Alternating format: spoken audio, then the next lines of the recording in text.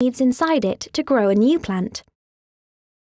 The bean has an outer coating that protects it, but there's a small hole in the coating, called a micropyle, to let water in so the seed can start growing.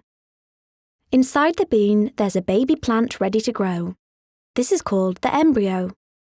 There's also a store of food called cotyledon, which the new plant will use to develop into an adult plant. The beans used to make baked beans are called haricot beans. They are part of the common bean family. Haricots don't grow on a giant beanstalk like in fairy tales. They grow close to the ground. The best quality beans for baked beans come from Michigan, in the United States of America. The farmer plants the beans in springtime, in the month of May, which is when the soil is nice and warm, because this is how the bean plants like it.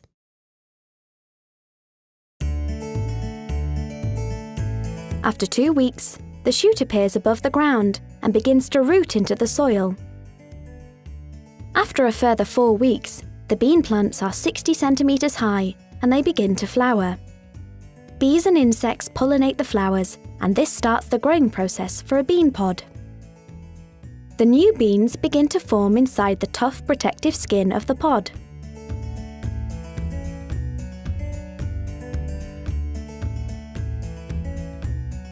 "90 days later, the farmer checks that the bean crops are ready for harvest.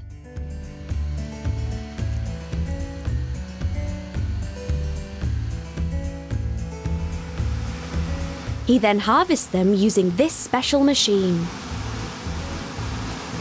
The beans are stripped from the plant and their pods and then loaded onto a lorry. They are then transported to a processing plant.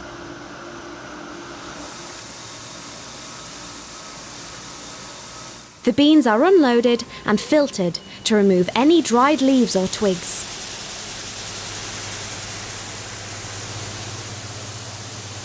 Finally, they are put into 1-ton bags like these.